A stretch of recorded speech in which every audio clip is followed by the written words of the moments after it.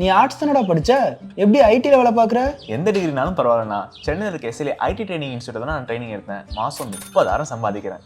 சூப்பர்டா. For IT training and placement, contact 88707 67784.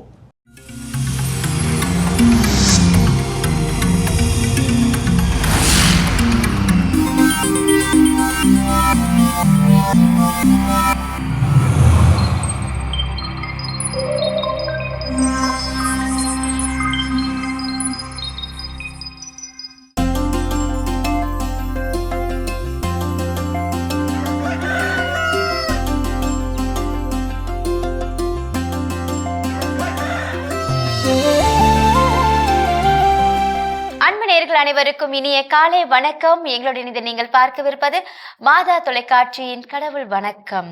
வணக்கம் Jose. வணக்கம் யமுனா, எப்படி இருக்கிறீங்க? வணக்கம் போல நல்லா இருக்கேன். நீங்க எப்படி இருக்கீங்க? எல்லா நாள் போலவே மகிழ்ச்சி. அதுவும் சிறப்பாக 2வது மாதத்தையும் புதிய ஆண்டுல என்ன பண்ணியிருக்கோம்னா நிறைவு செஞ்சிருக்கிறோம். இந்த ஆண்டுகளெல்லாம் இப்பதான் வர்ற மாதிரி இருக்குது. அதுக்குள்ள கடன்னு ஓடிட்டு இருக்குது. ஸோ 2வது மாதத்தினுடைய இறுதி நாள்ல இன்னைக்கு நம்ம பயணப்பட்டு கொண்டிருக்கிறோம். இன்னைக்கான கதை என்ன அப்படின்னு பார்த்தீங்கன்னா, இன்னைக்கான கதை வந்து லாக்டவுன் டைம்ல நடக்கக்கூடிய ஒரு கதை. 2020 ஒரு 6 ஆண்டுகளுக்கு முன்னதாக நடக்கக்கூடிய ஒரு கதை. அப்போ அந்த டைம் என்னன்னா, லாக்டவுன் எங்கே பார்த்தாலும் இந்த முகக்கவசம் அணிஞ்சிருக்கிற ரொம்ப கட்டாயமாக இருந்துச்சு. ஏன்னா அந்த கொரோனா பெருந்தொற்றை தவிர்ப்பதற்காக. அப்போ ஒரு சின்ன பையன் என்ன பண்ணுறான், வீதிகளில் மாஸ்க் என்ன பண்ணிட்டு இருக்கான், முகக்கவசம் வித்துக்கிட்டு இருக்கிறான். ஒரு முகக்கவசம் 20 ரூபா அப்படின்னு சொல்லி எல்லாம் அவன் ஒரு மாஸ்க் போட்டுட்டு எல்லா மாஸ்க்கும் என்ன பண்ணிட்டு இருக்கான், வித்துட்டு இருக்கிறான். அப்போ அவங்ககிட்ட ஒரு பெரிய பணக்காரர் ஒருத்தர் வந்து அந்த டைம் வந்தவர், என்ன பண்ணிட்டு இருக்கேன், மாஸ்க் வித்துட்டு இருக்கிறேன், அந்த மாதிரி எனக்கும் ஒன்று தேவைப்படுது, நான் என்னதை மறந்து என்ன பண்ணிட்டேன், ஃபஸ்ட்டு வந்துட்டேன், எவ்வளோ ஒரு மாஸ்கோடைய விலை அப்படின்னு, 20 ரூபா ஆகணும். இப்போ நீ வித்துட்டு இருக்கியா? ஆமாம், எங்கள் அம்மா வந்து உடம்பு முடியாமல் வீட்டில் இருக்கிறாங்க. ஸோ இதெல்லாம் எங்கள் விற்றா தான் எங்களுக்கு என்னது கையில் காசு கிடைக்கும், அதை வச்சு தான் அம்மாவுக்கு சாப்பாடு எனக்குலாம் நான் பார்த்துட்டு இருக்கிறேன். அவருடைய பைகளுக்குள்ளே கையை விட்டு துளாவி பார்க்குறாரு. அவர் வந்து கையை விட்டு துளாவி பார்த்துட்டு வெளியே அந்த பையன்ட்ட சொல்கிறாரு, ஐயோ தம்பி சாரிப்பா, நான் என்ன பண்ணிட்டேன், பர்ஸை மறந்து ஃபஸ்ட் வந்துட்டேன், இப்போ என்கிட்ட சுத்தமாக பைசா இல்லை, எனக்கு இந்த ஒரே ஒரு மாஸ்க் மட்டும் நீ என்ன பண்ணு, ஃப்ரீயாக கொடுக்குறியா அப்படின்னு. சரி இந்தாங்க எடுத்துக்கோங்க அப்படின்ட்டான். ஒன்றுமே சொல்லலை அந்த போய், உடனே எடுத்துக்கோங்க அப்படின்னு கொடுத்துட்டான். அவருக்கு ரொம்ப ஆச்சரியம். என்னடா தம்பி, நீ இப்போ தான் சொன்னால் 20 ரூபாய்க்கு விற்கிறேன், இதை வச்சு தான் எங்களுடைய வாழ்க்கையில் அன்னைக்கான சாப்பாட்டுக்கெலாம் செலவுக்கு இதை வச்சு தான் நாங்கள் பண்ணிட்டு இருக்கிறோன்னு சொல்கிறேன், அம்மாவுக்கும் வேறு உடம்பு முடியலன்னு சொல்கிறேன், நான் கேட்ட உடனே எப்படி நீ கொடுத்த? இல்லைங்க, எங்கள் அம்மா வீட்டிலேருந்து பரப்புறப்போ சொல்லி தான் அனுப்புனாங்க, இந்த மாதிரி ஏதோ ஒரு பெரிய நோய் ஒன்று பரவிட்டு வருது, அதனால எல்லாரும் மாஸ்க் போட்டு தான் சுற்றணும், நீயும் மாஸ்க் என்ன பண்ணிடாத, கழட்டிடாத, இது யாரெல்லாம் கேட்குறாங்களோ அவங்க 20 ரூபாய்க்கு வித்துட்டு வான்னு சொன்னாங்க. இப்போ ஒருவேளை உங்களுக்கு காசுல நான் கொடுக்காம விட்டுட்டேன்னா மேபி உங்களுக்கும் அந்த நோய் பரவ வாய்ப்புகள் உண்டு, அதனால நான் என்ன பண்றேன், உங்களுக்கு இலவசமா கொடுக்குறேன் அப்படின்னா. அவர்கிட்ட காசு இருந்தாலும் இந்த பையன் மனநிலை எப்படி இருக்கு அப்படின்னு சொல்றாரு. சோ இப்போ இதற்கான நமக்கு இதுக்கப்புறம் கதைகள் நம்ம எப்படினாலும் டெவலப் பண்ணிக்கலாம். அவர் காசு கொடுத்து வாங்கிட்டு போனாருன்னு சொல்லலாம், இல்ல அவர் அவங்க அம்மா மருத்துவ செலவு அவரே ஏத்துக்கிட்டாருன்னு எப்படினாலும் கதையை நம்ம டெவலப் பண்ணலாம். ஆனா இங்க நாம் கற்றுக்கொள்ள வேண்டிய வாழ்க்கை பாடம், சில நேரங்களில் சில சந்தர்ப்ப சூழ்நிலையை பொறுத்து நாம் நமக்குன்னு ஒரு தேவையோடு நாம் வாழ்ந்து கொண்டு இருந்தாலும் கூட அதை பிரேக் பண்ணக்கூடிய விஷயம் ஒரு விஷயம் தேவை, அதை விட இது முக்கியம், இது ப்ரையாரிட்டி ஜாஸ்தி அப்படின்னா அதற்கு முன்னுரிமை கொடுக்க நாம் கற்றுக்கொள்ள வேண்டும். சோ இந்த சிந்தனையோட நாளை தொடங்கலாம். இப்ப ஆலய தரிசனம் பார்க்கலாம்.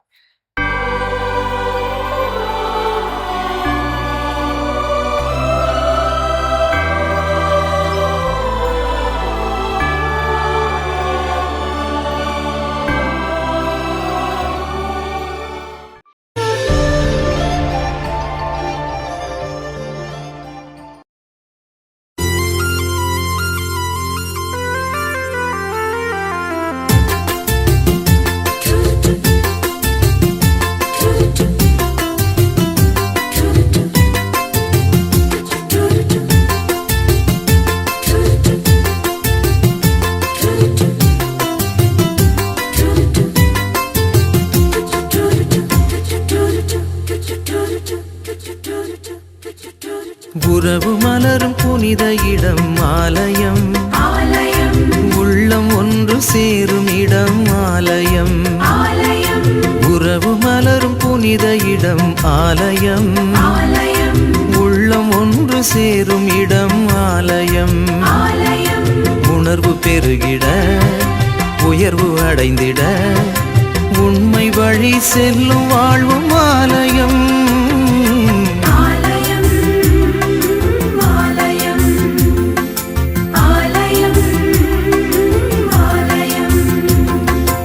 உறவு மலரும் புனித இடம் ஆலயம், உள்ளம் ஒன்று சேரும் இடம் ஆலயம்.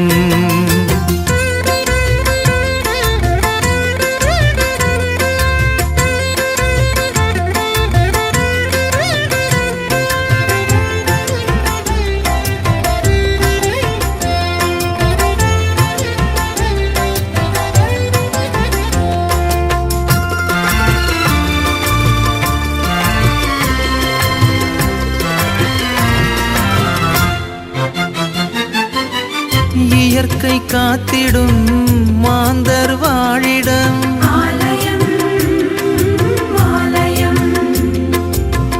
பகிர்ந்து வாழ்ந்திடும் உயிர்கள் உறைவிடம்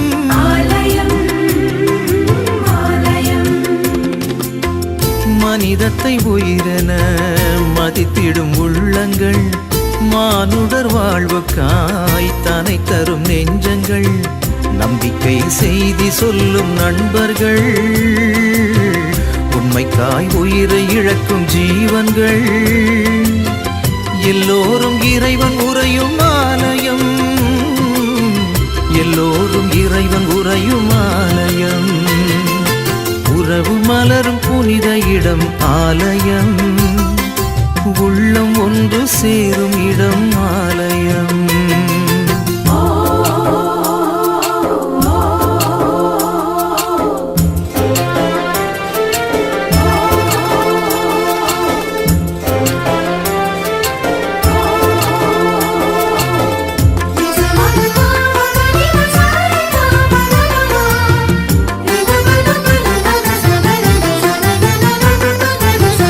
பசுமை சோலைகள் பாடும் பறவைகள்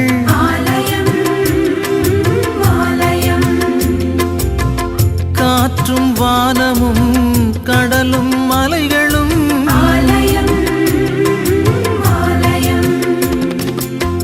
விடியலின் குரலென ஒலித்திடும் கலைகளும் கடவுளே உன் புகழ் பாடிடும் கவிதையும் நல்வார்த்தை பேசுகின்ற நாவுகள் நல்லோரின் பாதை செல்லும் பாதங்கள் எல்லாமே இறைவன் உறையும் ஆலயம் எல்லாமே இறைவன் உறையும் ஆலயம் உறவு மலரும் புனித இடம் ஆலயம் உள்ளம் ஒன்று சேரும் இடம் ஆலயம் உறவு மலரும் புனித இடம் ஆலயம் உள்ளம் ஒன்று சேரும் இடம் ஆலயம் உணர்வு பெருகிட உயர்வு அடைந்திட உண்மை வழி செல்லும் வாழ்வும் ஆலயம்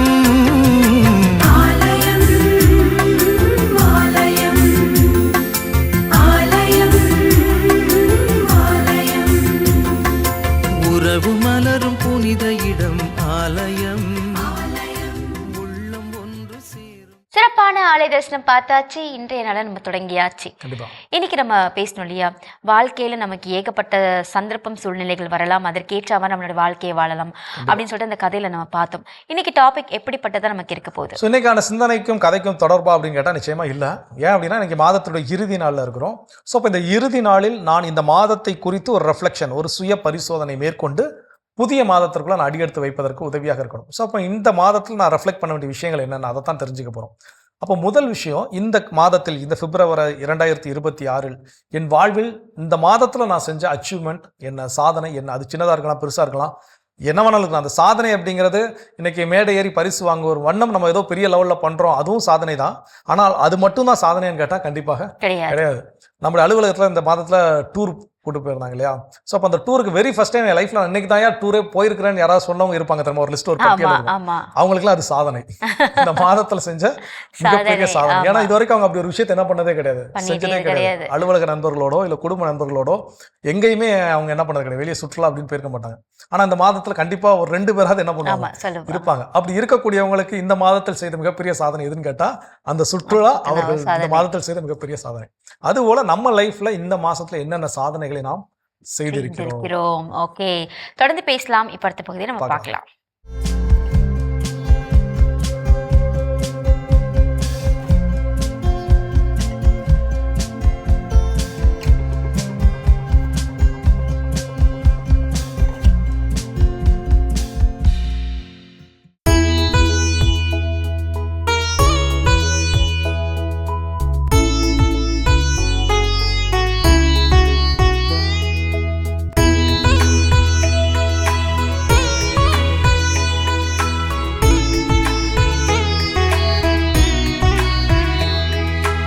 ஆண்டவர் திருச்சட்டப்படி நடப்போம் பேறு பெற்றோம்.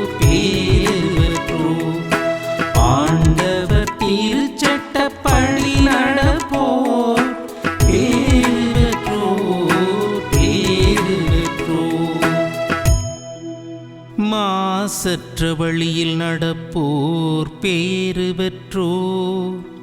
ஆண்டவர் திருச்சட்டப்படி நடப்போர் பேறு பெற்றோர்.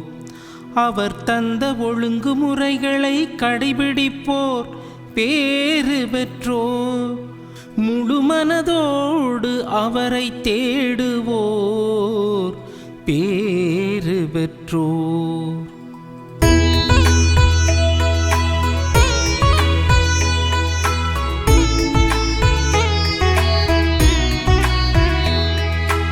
ஆண்டவர் திருச்சட்டப்படி நடப்போர் பேறு பெற்றோர் பேறு பெற்றோர். ஆண்டவர் திருச்சட்டப்படி நடப்போர் பேறு பெற்றோர் பேறு பெற்றோர். ஆண்டவரே, நீர்வும் நியமங்களை தந்தீர், அவற்றை நாங்கள் முழுமையாய் கடைபிடிக்க வேண்டும் என்றீர். உம்முடைய விதிமுறைகளை நான் கடைபிடிக்க என் நடத்தை உறுதியுள்ளதாயிருந்தால் எவ்வளவோ நலம். உம் நீதி நெறிகளை நான் கற்றுக்கொண்டு நேரிய உள்ளத்தோடு உம்மை புகழ்வேன். விதிமுறைகளை நான் கடைபிடிப்பேன். என்னை ஒருபோதும் கைவிட்டு விடாதேயும். என்னை ஒருபோதும் கைவிட்டு விடாதேயும்.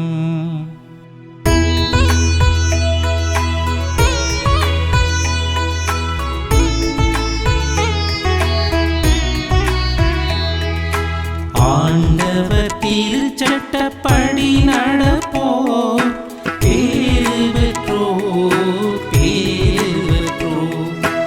ஆண்டவர் திருச்சட்டப்படி நடப்போர் பேறு பெற்றோர் பேறு பெற்றோர். இறையேசுவில் பிரியமான மாதா தொலைக்காட்சியின் அன்பு நேயர்களே, உங்களுடைய இதய அன்பிலே இறை அன்பு வெளிப்படுவதாக இந்த வாழ்த்து செய்தியோடு இன்றைய நாளிலே நாம் தியானிக்கின்ற திருப்பாடல் 119. ஆண்டவருடைய திருச்சட்டப்படி நடப்போர் பேறு பெற்றோர். இந்த இறை விவிலிய வசனத்தை, இந்த திருப்பாடனுடைய வார்த்தைகளை நமது வாழ்க்கைக்குள் எடுத்து சென்று அனுபவமாக ஆண்டவர் கற்றுத்தருகின்ற வார்த்தைகளோடு நாம் தியானிக்க போகிறோம். எசாயா புத்தகம் 34ஆம் அதிகாரம் 16வது வசனத்திலே ஆண்டவரின் ஏட்டுச்சுருளை ஆய்ந்து படியுங்கள். எதுவும் தனித்து விடப்படுவதில்லை, துணையின்றி இருப்பதில்லை. ஆண்டவர் வாய்மொழிந்த கட்டளைதான் இவற்றை ஒருங்கிணைக்கிறது என்ற இறைவாக்கினர் எசையாவினுடைய வார்த்தைகளுக்கேற்ப நாம் தியானிக்கின்ற இந்த இறை வார்த்தை தூய ஆவியினுடைய வல்லமையால் நம் அனுபவங்களில் இறைவனுடைய உடனிருப்பில் வாழ்ந்தவர்கள், அவருடைய வழிகளில் நடந்தவர்கள் எப்படி பேறு பெற்றவர்களாக மாறினார்கள் என்பதை இந்த திருப்பாடல் 119 வெளிப்படுத்துகின்றது. நமது வாழ்நாள் முழுவதுமே இந்த திருப்பாடலை நாம் ஒவ்வொரு நாளும் தியானித்து சிந்தித்து செயல்படுத்த இறைவன் அழைப்பு கொடுக்கின்றார். இந்த திருப்பாடலினுடைய இந்த மைய கருத்தே கடவுளுடைய அந்த நன்மைத்தனத்திலே நாம் நடந்தோம் என்றால் நாம் செய்வது அனைத்திலும் வெற்றி பெறுவோம். அவருடைய தூய்மையில் நாமும் நம்மை கரைத்துக் கொள்வோம் என்பதுதான் இந்த திருப்பாடலினுடைய மைய கருத்தாக இருக்கிறது. எனவே இந்த திருப்பாடல் 119 வரிகள் ஆண்டவரது திருச்சட்டப்படி நடப்போர் பேறு பெற்றோர். இந்த பேறு பெற்ற நிலை என்பதை நாம் சற்று சிந்தித்து பார்த்தோம் என்றால், நமது வாழ்க்கையிலே கடவுளுடைய அன்பை பெறுபவர்கள் பேறு பெற்றவர்கள். கடவுளுடைய இரக்கத்தை பெறுபவர்கள் பேறு பெற்றவர்கள். கடவுளுடைய நன்மைத்தனத்தை பெறுபவர்கள் பேறு பெற்றவர்கள். இந்த நிலைகளில் இந்த பேறு பெற்ற நிலையை நாம் சற்று சிந்தித்து பார்த்தோம் என்றால், இன்று நமது பார்வையிலே இந்த திருப்பாடலுடைய வார்த்தைகளுக்கு ஏற்ப நாம் பல்வேறு நேரங்களில் மாசற்ற வழிகளால் நடந்தோம் என்றால் நமக்கு துன்பம் தான் விளைகிறது. இது நம்முடைய ஒவ்வொருடைய உள்ளங்களிலும் எழுகின்ற ஒரு கேள்வி. நான் நல்லதுதான் செய்தேன், ஏன் எனக்கு துன்பம் நிகழ்ந்தது? கடவுள் எங்கே? இதோ ஏன் என் துன்பத்தை பார்த்து கொண்டிருக்கிறார்? ஏன் எனக்கு இந்த வேதனை என்று சொல்லி நாம் பல்வேறு நேரங்களில் உலக பார்வையிலே இந்த பேறு பெற்ற நிலையை நான் பார்த்து கொண்டிருக்கிறேன். ஒருவர் வசதி படைத்திருக்கிறார்கள், ஒருவர் திறமையான வேலையை செய்து கொண்டிருக்கிறார்கள், ஒரு குடும்பம் உயர்ந்த குடும்பமாக இருக்கிறது, இந்த குடும்பம் கடவுளால் ஆசீர்வதிக்கப்பட்ட குடும்பம் என்று பார்க்கிறோம். அது மட்டுமல்ல பிரியமானவர்களே, துன்பத்திலும் அந்த பேறு பெற்ற நிலை நம்மோடு இருக்கிறது. இதைத்தான் இயேசு கிறிஸ்து நமக்கு நிறைவின் ஆசிரியர். எனவே உங்களுக்கு தந்தை ஒருவரே, அவர் விண்ணகத்திலே இருக்கிறார். உங்களுக்கு ஆசிரியர் ஒருவரே, கிறிஸ்து ஒருவரே உங்கள் ஆசிரியர் என்று அவர் வெளிப்படுத்தி இருக்கிறார். எனவே இந்த திருப்பாடலுடைய வரிகள் இயேசுவோடு ஒப்பிட்டு பார்த்தோம் என்றால், இயேசு எப்படிப்பட்ட பேறு பெற்ற நிலையை அவர் வெளிப்படுத்துகின்றார். இயேசு என்னை தன்னுடைய சொந்த இரத்தத்தினால் மீட்டு கொண்டார் என்று நாம் நினைத்தோம் என்றால், பாவ வழியிலிருந்து பரிசுத்த வழியில் வளர்ந்து கொண்டே இருப்போம். இதுதான் பேறு பெற்ற நிலை. இயேசு எனக்காக இதோ இன்றும் உயிர் வாழ்ந்து கொண்டிருக்கிறார். இறை தந்தையிடம் எனக்காக தன்னுடைய இரத்தத்தினால் பரிந்து பேசிக் கொண்டிருக்கிறார் என்று யார் ஒருவர் ஏற்றுக்கொள்கிறார்களோ, நம்புகிறார்களோ, அதுதான் பேறு பெற்ற நிலை. இந்த உலகத்தில் இருக்கின்ற செல்வங்களை விட, செல்வங்களில் வருகின்ற வாழ்வை விட என் ஆண்டவர் என்னோடு இருக்கிறார், என்னை வாழ வைத்து கொண்டிருப்பவர் இனியும் என்னை வாழ வைப்பார் என்று நினைப்பதுதான் பேறு பெற்ற நிலை. எனவே அந்த ஒரு சிந்தனையோடு இறை அன்பின் சமூகமே, இதோ நாம் இயேசு வழியில் நடந்தோம் என்றால் பேறு பெற்றவர்களாக வாழ முடியும். இயேசு துன்பங்களில் தனித்திருந்து இதோ நம்முடைய துன்பத்தை கண்டு மகிழ்பவர் அல்ல, மாறாக நம் ஒவ்வொருவருக்காகவும் அவருடைய உடலிலே காயப்பட்டார், நொறுக்கப்பட்டார் என்ற அந்த நிலையை நாம் உணர்ந்து கொண்டோம் என்றால், நமக்கு காயங்களை கொடுத்து மகிழ்பவர் அல்ல, நம் காயங்களை சுமந்து கொள்கின்ற என் ஆண்டவர், என் மீட்பர், என்னுடைய வழிகாட்டி என் ஆண்டவர் ஒருவர்தான். எனவே இந்த ஆண்டவரை நமதாக்கிக் கொண்டோம் என்றால், என்னாயன் ஆண்டவர் எனக்கென்ன குறைவு? இதுதான் கத்தோலிக்க கிறிஸ்தவர்களாகிய நமக்கு பேறு பெற்ற நிலை. சாவின் இருள் சூழ் பள்ளத்தாக்கில் பயணிக்க நேர்ந்தாலும் ஆண்டவர் என்னோடு இருப்பதால் எத்தீங்குக்கும் அஞ்சிடேன். இதுதான் பேறு பெற்ற நிலை. உண்மையாகவே உம் அருள் நலமும் பேரன்பும் என்னை புடை சூழ்ந்து வரும். இதுதான் பேறு பெற்ற நிலை. எனவே ஆண்டவர் வழியில் நடக்க வேண்டும் என்றால் நல்லாயன் குரலுக்கு நாம் செவி கொடுக்க வேண்டும். கேட்கச் செவியுள்ளோ கேட்கட்டும். எனவே இந்த மனநிலையோடு இந்த நாளிலே நல்ல ஆயனுடைய குரலுக்கு செவி கொடுத்து பேறு பெற்றவர்களாக வாழ இந்த நேரத்திலே நாம் செபிப்போம். எங்களை அன்பு செய்கிற எங்கள் அன்பான விண்ணக தந்தையே, உம் அன்பை உம் திருமகன் இயேசு கிறிஸ்து வழியாக எங்களுக்கு வெளிப்படுத்தினேன். அந்த ஆண்டவர் இயேசு கிறிஸ்து நல்ல ஆயனாக எங்களுக்கு தூய ஆவியானவரை பரிசாக பெற்றுக் கொடுத்தார். மூவொரு இறைவனுடைய மேலான வல்லமையிலே நாங்கள் நாளும் நடந்து நிறைவாழ்வில் பயணித்து பேறு பெற்ற விண்ணக வாழ்விற்கு நாங்கள் எங்களே தகுதியாக்கிக் கொள்ள எங்களுடைய சிந்தனை, சொல், செயல், கடமைகள் ஒவ்வொன்றும் உமக்கு ஏற்றதாய் இந்த நாளிலே உருமாகட்டும் ஆண்டவரே. ஆமீன். அருமையான தினம் ஒரு திருப்பாடல் பகுதி பார்த்துட்டோம். இன்னைக்கான திருப்பாடலும் கேட்டாச்சு. அதோட நம்ம பேசிட்டு இருக்கிறோம். இந்த மாதம் நான் கற்றுக்கொண்ட பாடங்கள் என்ன, இந்த மாதம் எனக்கு எப்படி இருந்தது என்பதை நான் சுய பரிசோதனை செய்து கொள்வதற்கு கேட்க வேண்டிய கேள்விகள் அடுத்ததான் என்ன கேட்கலாம்? அடுத்ததான் நம்ம கேட்கணும்னா, இந்த மாதத்துல நான் எப்படிலாம் டைம் வேஸ்ட் பண்ணேன் அப்படின்ற கேள்வியை நான் கேட்டுக்கொள்ள வேண்டும். என்ன தேவைக்கு, என்ன தேவையில்லாததுக்கு எவ்வளோலாம் நான் நேரத்தை செலவிட்டேன், எவ்வளோ நேரத்தை நான் மீதம் பிடித்து நான் அதுக்கு பயனுள்ள வகையில யூஸ் பண்ணேன் அப்படின்ற ஒரு பரிசோதனையை இந்த மாதத்துல நம்ம இறுதியில நம்ம செஞ்சு பார்க்கறது கண்டிப்பா. ஏன்னா அப்போ அதை நம்ம தெரிஞ்சுக்கிட்டா தான் அடுத்த மாதத்துல தவறு என்ன பண்ண மாட்டோம், செய்யாமல் மாட்டோம். குறைத்துக் கொள்ளணும் அப்படிங்கிற ஒரு மனநிலையோடு அட்லீஸ்ட் நம்ம என்ன பண்ணலாம், டிராவல் பண்ண முடியும். குறைச்சிக்கிறோமோ இல்லையோ அது நம்மளுடைய கரங்கள்ல, ஒவ்வொருத்தருடைய தனிப்பட்ட கரங்கள்ல அது இருக்குது. ஆனா ஒரு அவேர்னஸ், ஒரு விழிப்புணர்வோடு, ஐயோ போன மாசம் இவ்வளவு டைம் நான் வேஸ்ட் பண்ணியிருக்கேன், இந்த மாசம் என்ன பண்ணக்கூடாது, வேஸ்ட் பண்ணக்கூடாதுங்கிற ஒரு விழிப்புணர்வோடு நான் புதிய மாதத்தில் அடி எடுத்து வைக்க அது உதவியாக இருக்கும். சிறப்பான ஒரு கேள்வி. இன்னும் வேற என்ன கேள்விகள் இருக்குங்கிறத தொடர்ந்து ஓகே. பேசுவோம்.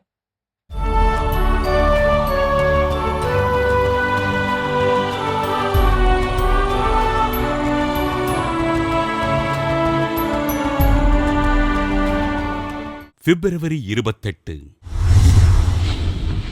கோட்டானா நகர் புனித மார்கரெட். இத்தாலி நாட்டில் துஸ்கானியாவில் உள்ள லூதியானாவில் கிபி 1247 ஆண்டு விவசாய குடும்பத்தில் பிறந்தார் மார்கரெட். வளர்ப்பு தாயாரால் வளர்க்கப்பட்ட மார்கரெட் தன் 17வது வயதில் காதல் வயப்பட்டு தன்னை விரும்பிய இளைஞரோடு கூடி வாழ்ந்தார். ஒரு மகனுக்கு தாயான மார்கரெட் சில வருடங்களில் தன் காதலரை விபத்தில் பறிகொடுத்தார். தன் பெற்றோர்களால் ஏற்றுக்கொள்ளப்படாத மார்கரெட் கோட்டானாவில் இருந்த பிரான்சிஸ்கன் துறவியர் சபையினில் அடைக்கலம் புகுந்தார். தன்னை இறைவனுக்கு அர்ப்பணிக்க விரும்பிய மார்கரெட் பிரான்சிஸ்கன் 3ஆம் சபையினில் துறவரம் பூண்டு நோயுற்ற ஏழைகளை பராமரித்தார். இறை பக்தியில் சிறந்து விளங்கி ஒருத்தல் முயற்சிகளை மேற்கொண்டு தூய்மையில் வாழ்ந்த இவருக்கு ஆண்டவர் இயேசு 2 முறைகள் காட்சி அளித்து உரையாடினார்.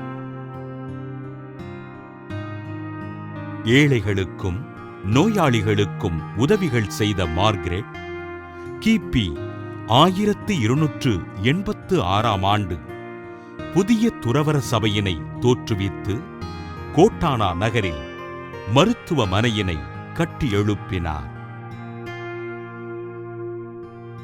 29 ஆண்டுகள் ஏழைகளுக்கும் நோயுற்றவருக்கும் பணிகள் செய்த மார்கரெட் கிபி 1297 பிப்ரவரி 22ஆம் நாள் விண்ணகம் சேர்ந்தார்.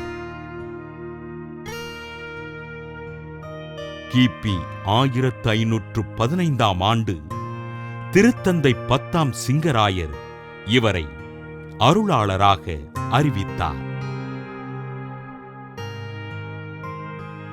கிபி 1728ஆம் ஆண்டு மே 16ஆம் நாள் திருத்தந்தை 13ஆம் ஆசீர்வாதப்பரினால் புனிதராக உயர்த்தப்பட்டு மனநோயாளிகளுக்கு பாதுகாவலராக அறிவிக்கப்பட்டார்.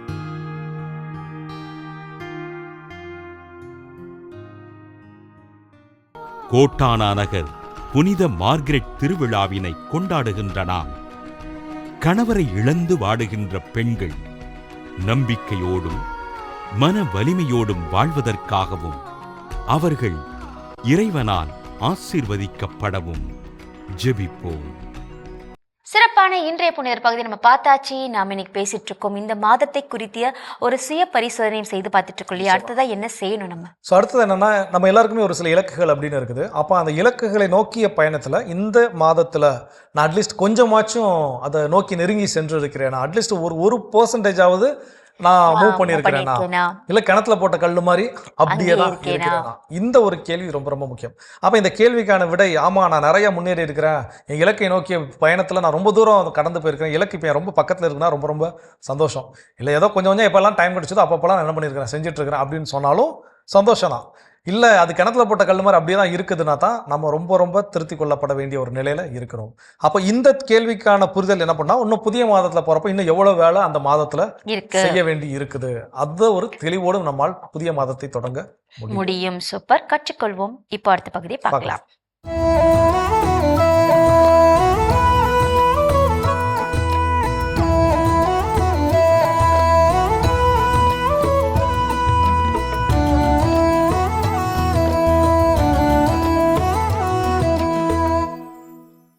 ஒரு அரசர் இருந்தாரு. அவர் செம கதை பிரியரு.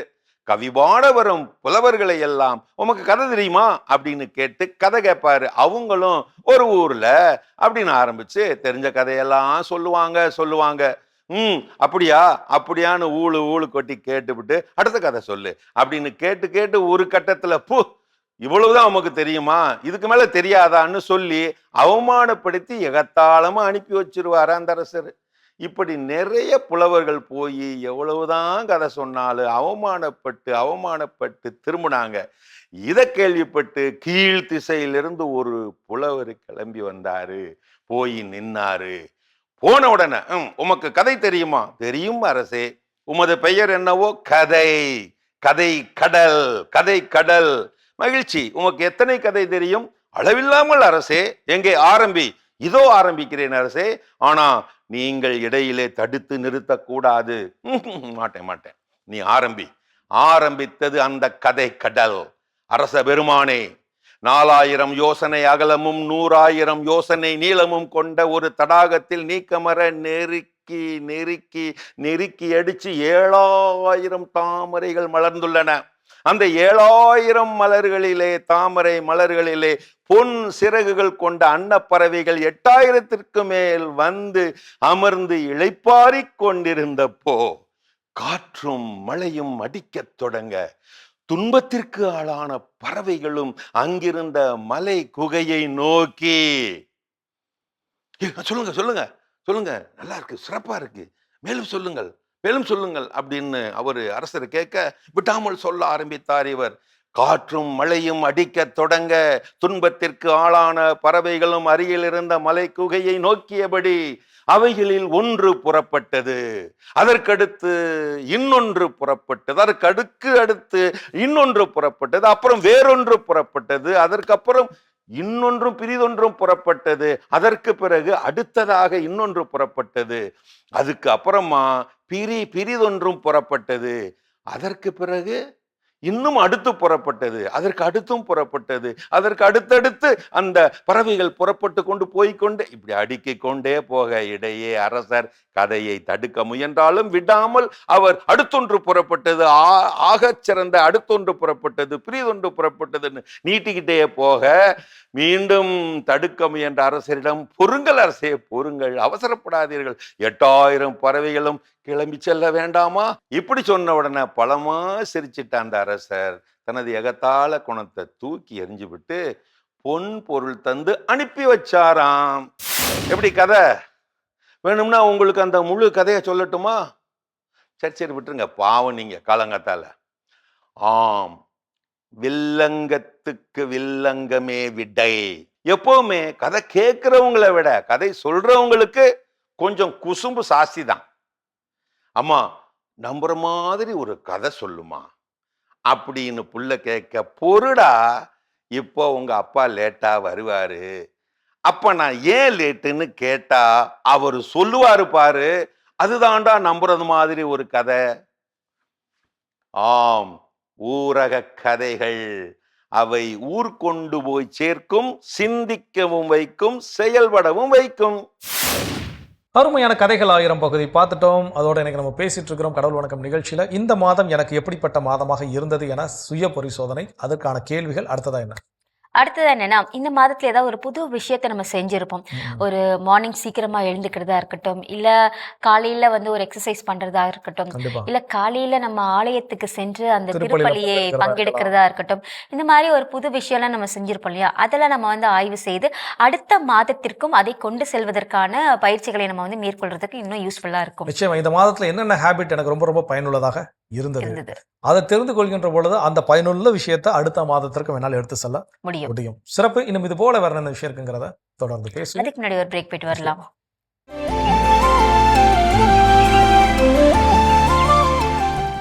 நிகழ்ச்சிக்குள் உங்களை மீண்டும் அன்புடன் வரவேற்கின்றோம். நீங்கள் பார்த்து கொண்டிருப்பது மாதா தொலைக்காட்சியின் கடவுள் வணக்கம். ஸோ சிறப்பான நாளில் பேசிட்டு இருக்கிறோம்.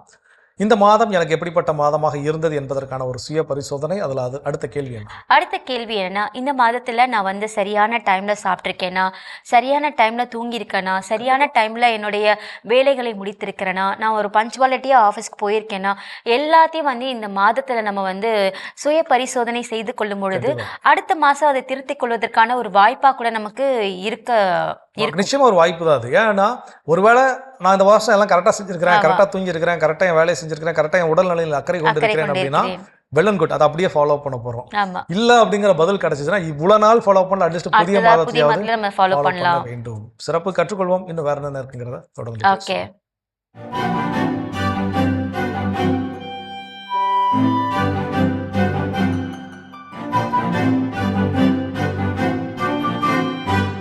அன்பிற்கினிய மாதா தொலைக்காட்சி சுவைஞர்களே, தமிழினிய நெஞ்சங்களே, வணக்கம்.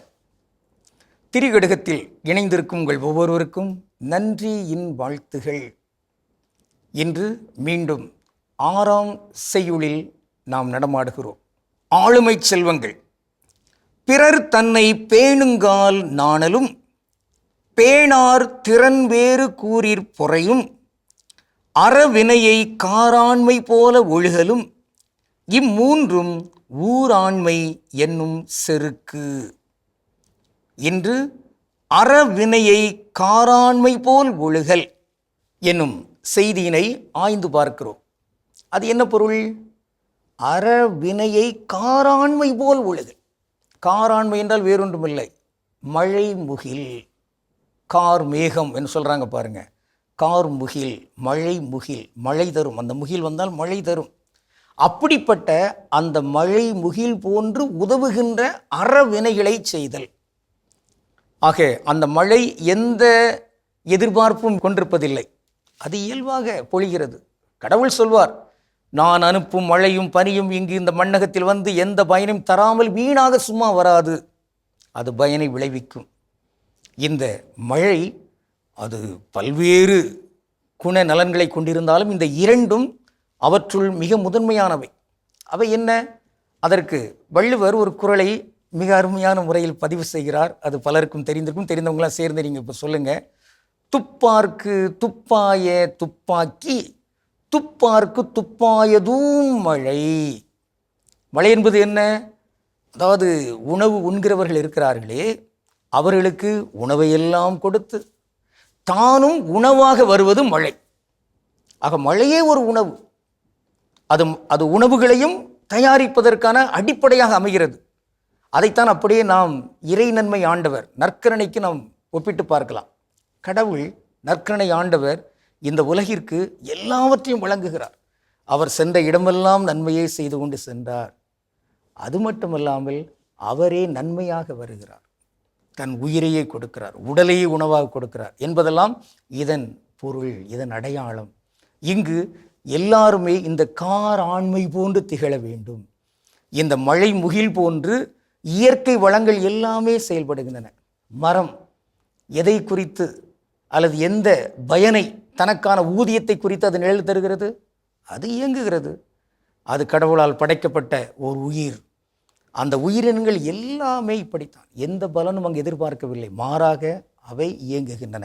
கடவுள் தனக்கு தந்த அந்த கடமைகளை, கட்டளைகளை மிகச் சிறப்பாக செயல்படுத்துகின்றன.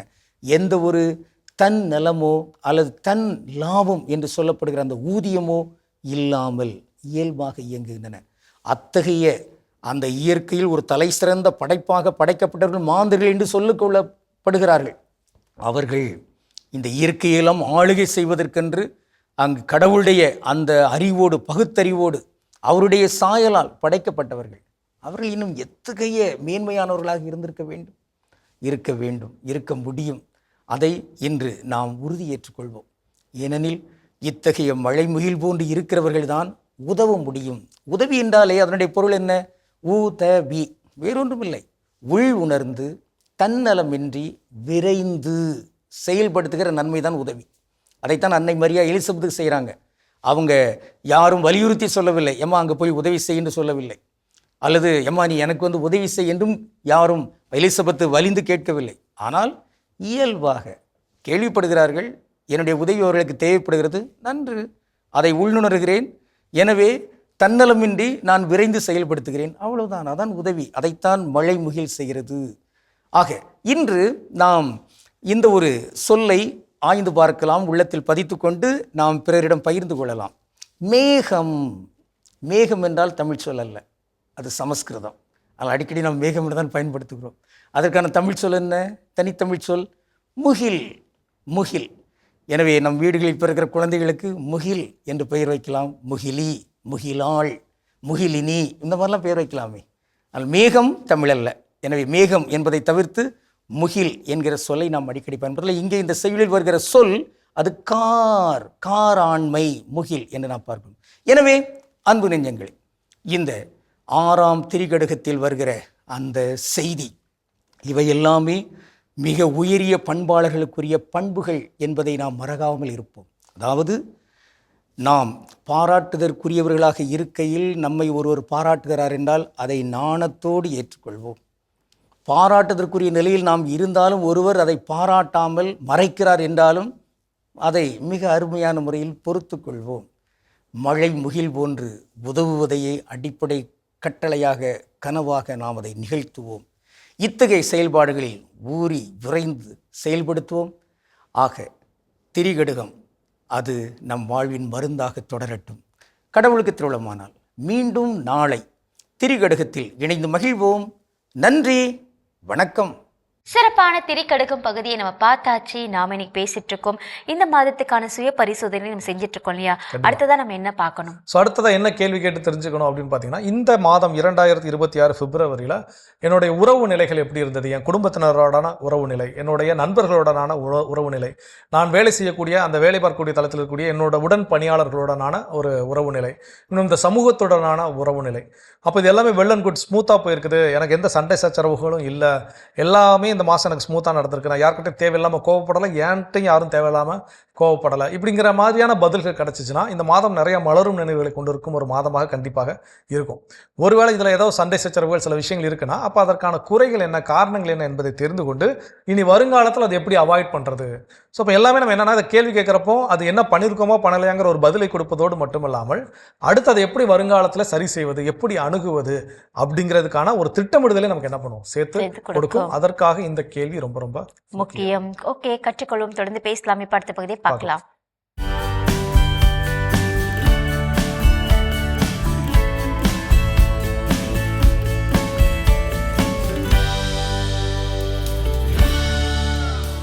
சைபர் திருமணங்கள். ஒரு கிளிக், ஒரு ப்ரொஃபைல், ஒரு சிரிப்பு புகைப்படம். இணையவழி திருமணங்கள் பற்றி கேள்விப்பட்டதுண்டா? இந்த டிஜிட்டல் யுகத்தில் உங்கள் மகன் அல்லது மகளுக்காக நீங்கள் தேர்வு செய்கின்றவர் உண்மையிலேயே நல்லவரா?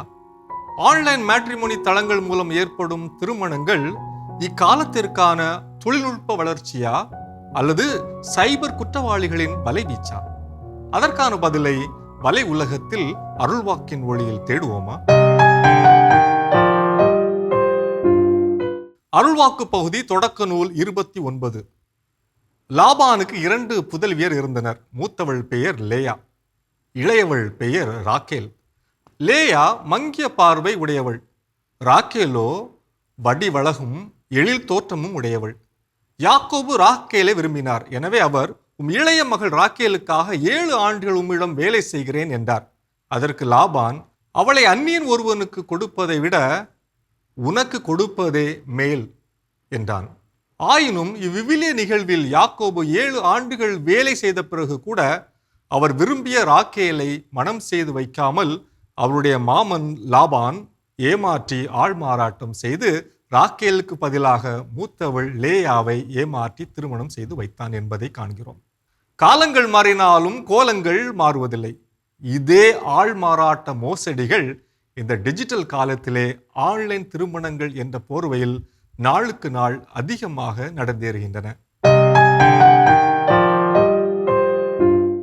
இந்திய கலாச்சாரத்தில் திருமணம் என்பது 1000 காலத்து பயிர், வாழ்க்கையில் ஒரு முக்கியமான தருணம். இந்த திருமணத்தை ஒரு வியாபாரமாகவும் பார்க்கக்கூடியவர்களும் இருக்கின்றார்கள். எதுவாக இருந்தாலும் இன்றைய திருமணங்களில் பல குழப்பங்கள் மற்றும் குற்றங்கள் நடைபெறுகிறது என்பதை யாரும் மறுக்க முடியாது. அதிகரிக்கும் விவாகரத்துகள், தற்கொலை செய்திகள், வரதட்சணை கொடுமைகள், கௌரவ கொலைகள் என்று நீண்டு கொண்டு போகின்ற குற்றப்பட்டியலே இதற்கு சான்று. எனினும் சென்னை உயர்நீதிமன்ற மதுரை கிளை சிறப்பு திருமண சட்டம் 1954 அடிப்படையில் சைபர் திருமணத்தை சில குறிப்பிட்ட நிபந்தனைகளுக்கு உட்பட்டு அங்கீகரித்திருக்கிறது. சைபர் திருமணங்கள் ஒருபுறம் இருக்க, இணையவழி திருமண சேவைகள் ஆன்லைன் மேட்ரிமோனியல் சைட்ஸ் மழைக்கால புற்றீசல்களைப் போல அதிகரித்து கொண்டிருக்கின்றன. இணைய சேவை வழியாக நடைபெறும் திருமணங்கள் மற்றும் அதன் நீடித்த தன்மை குறித்த ஆய்வு இன்று மிக அதிகமாக தேவைப்படுகிறது. சைபர் திருமண தளங்கள் இன்று பல்வேறு சைபர் குற்றங்களின் விளைநிலமாகவும் உள்ளன என்று இந்திய உள்துறை அமைச்சகம் செய்தி வெளியிட்டதோடல்லாமல் அவற்றை எவ்வாறு கவனமாக பயன்படுத்த வேண்டும் என்றும் அறிவுறுத்துகின்றது. ஒரு மேட்ரிமோனியல் இணையதளத்தில் தங்கள் தரவுகளை பதிவு செய்வதற்கு முன்பாக அத்தளத்தின் உண்மைத்தன்மையை மறுசீராய்வு செய்து பார்க்க வேண்டும். இத்தளங்களின் வழியாக சந்திக்க விருப்பம் தெரிவிக்கின்றவர்களை மறைமுகமான இடத்தில் தனிமையில் அல்லாமல் பொது இடங்களில் துணையாளர் ஒருவரின் உடனிருப்போடு சந்திப்பது நல்லது. இவ்வகை இணையதளங்களில் அறிமுகமாகின்ற மனிதர்கள் பற்றிய விவரங்களை நண்பர்களோடும் அல்லது பெற்றோரோடும் பகிர்ந்து கொள்ளலாம்.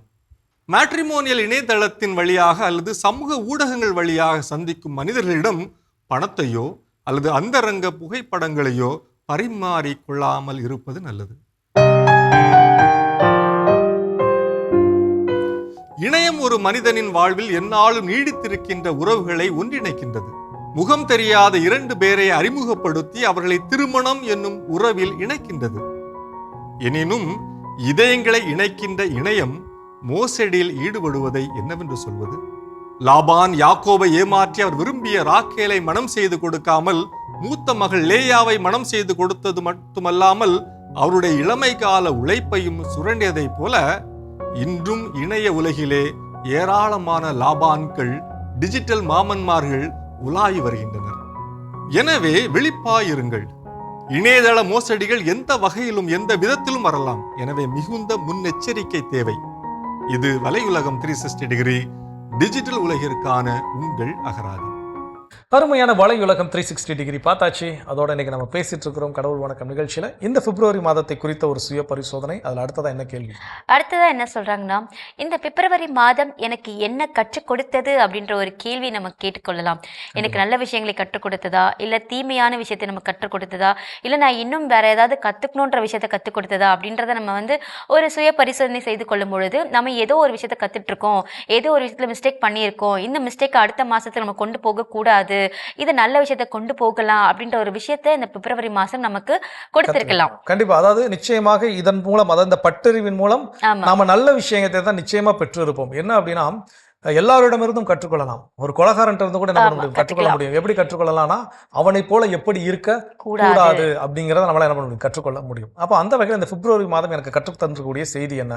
பொருளாதார ரீதியாக பணத்தை எப்படி சிக்கனம் பண்ணணும், இல்லை பணத்தை எப்படி செலவு பண்ணணும், இந்த மாசத்துல தேவையான செலவு என்ன செஞ்சிருக்கோம், என்ன செய்யலை, எதெல்லாம் தவிர்த்திருக்கிறோம், இப்போ இந்த மாதிரியான ஒரு விஷயங்கள் நமக்கு அடுத்த மாதத்தை எப்படி அணுக வேண்டும்ங்கிற ஒரு பட்டறிவை என்ன பண்ணியிருக்கு, நமக்கு கற்றுக் கொடுத்திருக்கிறது. அப்போ அது என்னென்ன பாடங்கள், என்னென்ன பட்டறிவுகள் அப்படிங்கிறத நாம் இன்னைக்கு தெரிஞ்சுக்கிட்டு புதிய மாதத்திற்கு அடி எடுத்து வைக்க வேண்டும். சிறப்பு. இன்னும் இது போல என்னென்ன விஷயம் இருக்குங்கிறத இன்னும் தொடர்ந்து பேசுவோம். இப்ப அடுத்த பகுதியை பார்க்கலாம்.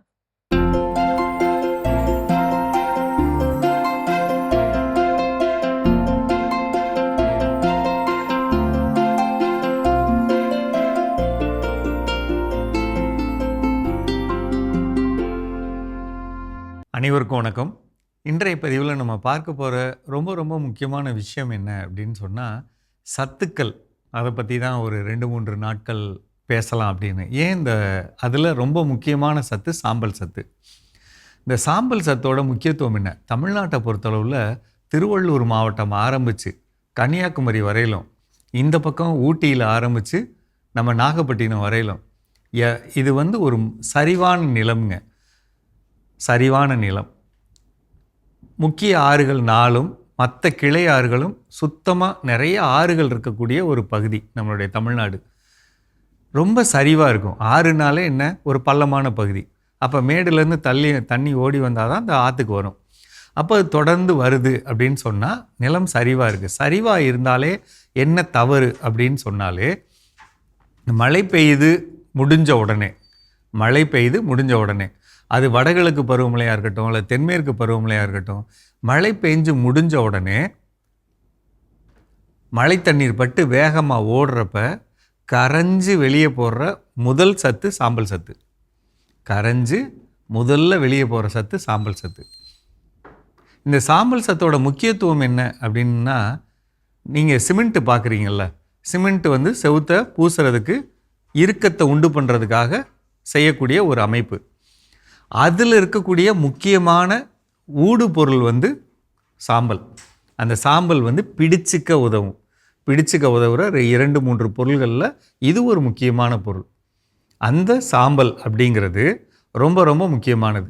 எந்த விதமான சத்துக்கள் பூமியில் இருந்தாலும் அதை ஒருங்கிணைச்சு ஒரு பயிரோட கட்டமைப்புக்கு, உதாரணத்துக்கு வளர்ச்சிக்கு, பூ எடுக்க காய் எடுக்க பயன்படுறதை விட ரொம்ப முக்கியமாக அந்த காயோட பெருக்கத்துக்கு, இப்போ ஒரு வாழைப்பழம் இருக்கு இல்லைங்களா, வாழைப்பழம் ஒல்லியாக இருக்கிறத விட எனக்கு பெருசாக இருக்குது, தேங்காய் சின்னதாக இருக்கிறத விட தேங்காய் பெருசாக இருக்குது அப்படிங்கிற எந்த ஒரு பெரிய கட்டமைப்புக்கும், நெல் இருக்குது, நெல்லோட மணிகள் வந்து திரள்ச்சியாக இருக்குது அப்படிங்கிற வார்த்தை, கத்திரிக்காய் இருக்குது, மிளகாய் இருக்குது, பூ இருக்குது, எல்லாம் பெருசாக வருது அப்படின்னு சொன்னாலே சாம்பல் சத்து வேணும். ஆனால் என்ன கொடுமைன்னா, வடகிழக்கு பருவமழை முடிஞ்ச உடனே இந்த சத்தெல்லாம் கீழே போயிடும். நீங்கள் மழைக்காலம் முடிஞ்ச உடனே நீங்கள் பயிர்களை பாருங்களேன், ஈவன் வெளியில் இருக்கக்கூடிய வேப்ப மரம் எல்லா மரத்தை பாருங்களேன், ஒரு மஞ்சள், இளம் மஞ்சள் ஷேடு இருக்கும், ஒரு வடிவத்தில் நிறத்தில் இருக்கும். அதுக்கு என்ன காரணம்னா, மண்ணில் இருக்க சாம்பல் சத்து வெளியே போயிடுறது. திருப்பி அது மேலோங்கி வரும்போது தான் கரும்பச்சை வரும். அப்போ எந்த ஒரு பயிர் நீங்கள் பண்ணுறதா இருந்தாலும், நீங்கள் கெமிக்கல் விவசாயம் பண்ணாலும் பரவாயில்ல, இயற்கை விவசாயம் பண்ணாலும் மண்ணுக்கு போட வேண்டிய, மழைக்காலத்துக்கு அப்புறம் மண்ணுக்கு போட வேண்டிய முக்கியமான சத்து சாம்பல் சத்து. தழைச்சத்தோடு போடுறோம், மணிச்சத்தோடு போடுறோம். ஆனால் போட வேண்டிய, எல்லாரும் என்ன தப்பு பண்ணுறோன்னா, தழைச்சத்து மணிச்சத்து நிறையா போட்டுறோம். மக்குன சாணம் போடுவோம், கடலை புண்ணாக்கு போடுவோம், எல்லாம் போட்டுருவோம். ஆனால் என்ன பண்ண மாட்டோம்னா, சாம்பல் கொடுக்க மாட்டோம். இந்த சாம்பல் கொடுத்தாலே உங்களுடைய எல்லா நிலத்தில் இருக்க எல்லா பயிரும் சூப்பராக வருங்க. சாம்பல் வந்து எந்த ஒரு நிலத்துலையும் அதோடைய மண்ணோட தேவை பொறுத்து கொடுக்கணும். குறிப்பிட்டு பார்த்தா ஒரு ஏக்கருக்கு குறைந்தபட்சம் 100 கிலோ அப்படிங்கிறது பொதுவான அளவு. தென்னை மரம் அப்படின்னா ஒரு மரத்துக்கு 5 கிலோ அப்படிங்கிறது அளவு. கொய்யா மரம், அது மாதிரி பழ மரங்கள் அப்படின்னு சொன்னால் ஒரு மரத்துக்கு 2 கிலோ, ஒவ்வொரு 5 மாதங்களுக்கு ஒரு முறை அந்த மாதிரி கொடுங்க. சாம்பல் சத்து முக்கியம், மனசில் வச்சுக்கோங்க, திருப்பி மனசில் வைங்க, சாம்பல் சத்து. சரிங்களா? மீண்டும் சந்திப்போம். சிறப்பான உழவும் உயரும் பகுதி நம்ம பார்த்தாச்சு. நான் இன்னைக்கு பேசிட்டு இருக்கோம், இந்த மாதத்தை நம்ம சுய பரிசோதனை செய்து கொள்வதற்கான வழி அடுத்தது என்ன? ஸோ அடுத்ததாக என்ன கேள்வி கேட்டு அதை நாம் சுய பரிசோதனை மேற்கொள்ள வேண்டும் அப்படின்னு பார்த்தீங்கன்னா, இந்த கடந்த மாதத்தில் என்னுடைய எமோஷனல் கண்ட்ரோல் எப்படி நான் அதை கண்ட்ரோல்டாக வச்சுருந்தேன்னா, எப்படி இருந்தேன், கோவப்பட வேண்டிய இடத்துல நான் கரெக்டாக கோவப்பட்டேனா, இல்லை கோவப்படாமல் அடக்கி வச்சுக்கிட்டு அதை வேறு யார் மேலேயும் கொண்டு போய் காட்டினேன்னா, அழுக வேண்டிய சூழல் வந்திருந்தப்போ அதில் கரெக்டாக மனம் விட்டு அழுது அதுலேருந்து நான் வெளியே வந்தேனா, இல்லை இன்னும் அந்த அழுகையை நான் எனக்குள்ளே அடக்கி வச்சிருக்கிறேன்னா. ஸோ இப்படி ஒவ்வொன்று, இந்த எமோஷனல் அப்படிங்கிறது ரொம்ப ரொம்ப முக்கியம். இதில் ஒரு தெளிவு இல்லாமல் நம்ம புது மாதத்துக்குள்ள அடி எடுத்து வச்சா நிச்சயமாக அந்த மாதம் ஒரு குழப்படி நிறைந்த மாதமாகவே தான் நான் போய்கிட்டே இருக்கும். அப்போ என்னோட எமோஷனல் ஸ்டேட்டஸ் இந்த மாதத்தில் எப்படி இருந்துச்சு, எந்தெந்த விஷயத்தையெல்லாம் நான் சரிவர செய்தேன், இதையெல்லாம் சரிவர செய்யவில்லை அப்படிங்கிற ஒரு தெளிவோடு புதிய மாதத்திற்குள் அடியெடுத்து வைக்க வேண்டும். சூப்பர். தொடர்ந்து பேசலாம். இப்ப அடுத்த பகுதியை பார்க்கலாம்.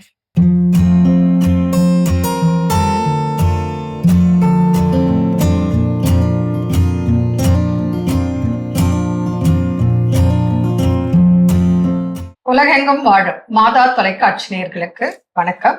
இந்த நிகழ்ச்சியில நம்ம மலச்சிக்கல், பைல்ஸ் ப்ராப்ளம், மூலம், அல்சர், கேஸ்ட்ரைட்டிஸ், இன்டைஜஷன், இதை பத்தி நம்ம டிஸ்கஸ் பண்ணிக்கலாம். அதாவது இப்போ ஒரு மனிதனுக்கு மிக முக்கியமான இது ஆயுர்வேத மருத்துவத்துல முதல்ல கொடுக்குற இம்பார்ட்டன்ஸ் எதுக்குன்னு பார்த்தீங்கன்னா, ஒரு சீரான செரிமானம் அப்படின்றது தான். Healthy digestion of the food. நம்ம எது சாப்பிட்டாலுமே அது வந்து ஒரு ப்ராப்பர் டைஜஷன், நல்ல ஆரோக்கியமாக அது ஜீரணம் ஆனாதான் நம்மளுடைய உடல் ஆரோக்கியத்துக்கு அது வழிவகுக்கும். இதுதான் ரொம்ப ரொம்ப முக்கியமான விஷயம். இப்போ இருக்கிற காலகட்டத்தில் பார்த்தீங்கன்னா நம்ம வந்து சாப்பாடுக்கு பெரிய அளவில் முக்கியத்துவம் கொடுக்கறது இல்லை. ஏன்னா வேலை வேலை அவசரம், டைம் இல்லைன்னு சொல்லி ஓடிக்கிட்டே இருக்கிறோம். சரியா என்ன ஆகுதுன்னு பார்த்தீங்கன்னா, என்ன சாப்பிட்றோம், என்ன டைமுக்கு சாப்பிட்றோம், எப்படி சாப்பிட்றோம், அந்த டைம் சாப்பிட்றதுக்கு முன்ன பின்ன ஏதோ ஒன்று அவசரத்துக்கு வேகம் ஏதோ ஒன்று வாயில போட்டுட்டு அடுத்த வேலைக்கு ஓடிட்டு போயிடுறோம். இதுதான் வந்து நாள் ஆக ஆக ஆக நம்ம உடம்புக்கு கிட்டத்தட்ட எல்லா நோய்களுக்கும் ஒரு 99% நோய்களுக்கு இந்த ஒரு இம்ப்ராப்பர் டைஜஷன் தான் வந்து மூல காரணமா இருக்கு. உணவு சரியா ஜீரணம் ஆகாம தான் ஒரு பிரச்சனையாக கொடுக்குது. சொன்ன மாதிரி இப்போ ஆரம்பத்தில் பார்த்தீங்கன்னா அது வந்து அஜீரண கோளாறுகள் அது வெளிப்படும் முதல்ல. இப்போ அந்த மாதிரி வயிறு உபசம், இல்லை வயிறு புண்ணு, அல்சர், வயிறு எரிச்சல், வயிறு ரொம்ப நேரமா அப்படியே ஜீரணமே ஆகாத மாதிரி இருக்குங்க அப்படின்னு சொல்லுவாங்க. இது சாப்பாடு இந்த மாதிரி வரும். ஸோ சாப்பாடு சரியா ஜீரணம் ஆகலை அப்படின்னு சொன்னா அப்போ அதுல இருந்து தான் வந்து நமக்கு உடம்புக்கு தேவையான எல்லா ஊட்டச்சத்துக்கள் ஒரு தாத்துக்களும் உருவாகுது. ஸோ அதுல இந்த உருவம் வந்து கரெக்டா சரியா இருக்க சத்துக்கள் குறைபாடுனாலயே இன்னைக்கு அல்சர் வருது. மவுத் அல்சர் காரணமே உங்களுக்கு விட்டமின்ஸ் குறைபாடுனால. அடுத்தது சரியா ஜீரணம் ஆகலை அப்படின்ற போது அப்போ என்ன ஆகும், அது இயற்கையாகவே வந்து ஒன்று மலச்சிக்கலை உண்டு பண்ணும், அல்லது வந்து லூஸ் மோஷன் அப்படி கொண்டு போய் விடும். அப்போ அது அடுத்த கட்ட பிரச்சனை. ஸோ இதை வந்து நம்ம ஆரம்பத்திலேயே இது வந்து சின்ன ப்ராப்ளமாக இருந்தாலும் இதுதான் மிக முக்கியமானது அப்படின்றது மக்கள் புரிஞ்சுக்கிட்டு அதுக்கு சரியான உணவு முறைகளை அவங்க ஃபாலோ பண்ணாங்கன்னா இந்த பிரச்சனைகளை அடுத்த கட்டத்துக்கு கொண்டு போகாம நம்மளால பார்த்துக்க முடியும். மலச்சிக்கல் அப்படித்தான் உங்களுக்கு எல்லா நோய்க்கும் காரணம் மலச்சிக்கல். அப்போ நல்ல ஃபைபர் ரிச் ஃபுட்டு எடுக்காததுனால, நல்ல உணவுகளை மென்று சாப்பிடாததுனால, அதுக்கப்புறம் பார்த்தீங்கன்னா நிறைய காய்கறி கீரைகள் அதுலயே நம்ம சொல்லிடலாம் ஃபைபர் குறைவு. அதாவது ஒண்ணு ஃபைபர் அல்லது இன்னொன்னு வந்து நீர், குடிநீர். நல்ல தண்ணி நிறைய அளவு குடிக்கணும். காலையில மினிமம் ஒரு 3-4 டம்ளர் தண்ணி காலையில வெறும் வயிற்றுல குடிக்கிறது நல்லது. மற்ற நேரத்துலயுமே வந்து நல்ல ஹைட்ரேஷன், நல்ல ஒரு நாளைக்கு வந்து 2-3 லிட்டர் தண்ணி தாராளமாக குடிக்கலாம் நார்மலா இருக்கிறவங்க. இல்ல நான் அடிக்கடி வெளியே போறேன், இன்னும் வேறு அதிகமா வருது, பிசிக்கல் ஒர்க் நிறைய இருக்குன்ற போது இன்னும் கூட 1 லிட்டர் சேர்ந்து குடிக்கலாம். தண்ணி நல்லா குடிச்சாலே வந்து அது வந்து அந்த ப்ராப்பர் டைஜஷன் அண்ட் பவுல் மூவ்மெண்ட்டுக்கு ஹெல்ப்பா இருக்கும். ஆனா முக்கியமா தண்ணி எப்போ குடிக்கக்கூடாது அப்படின்னா சாப்பிடும் போது நடுவில் நிறைய தண்ணி குடிக்கக்கூடாது. முடிஞ்ச அளவுக்கு குடிக்காம இருக்கிறது நல்லது.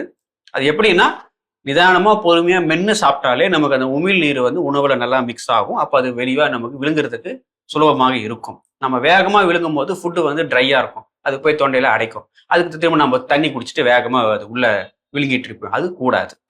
சாப்பாடுக்கு முன்ன தண்ணி குடிக்கலாம், சாப்பிட்டு கொஞ்ச நேரம் பொறுத்து தண்ணி குடிக்கலாம். ரொம்ப உங்களுக்கு ஒரு மாதிரி ஏதோ உறுத்துதுன்னா கொஞ்சமா சாப்பிட்ட உடனே கொஞ்சமா தண்ணி குடிச்சிக்கலாம். அது ஒண்ணு. இன்னொன்னு வந்து வெயிட் குறைக்கிறதுக்கு ஏத்துறதுக்குமே வந்து ஆயுர்வேதத்துல ஒரு சிறந்த ஒரு சிம்பிள் மெத்தட் சொல்லியிருக்கிறாங்க. ஒருத்தர் வந்து வெயிட் நல்லா குறையணும் அப்படின்னா அல்லது வெயிட் ரொம்ப அதிகமா ஏறணும் அப்படின்னா அதுக்கேற்ற மாதிரி தண்ணி எப்போ குடிக்கணும் அப்படின்னு அவங்க சொல்லியிருக்கிறாங்க.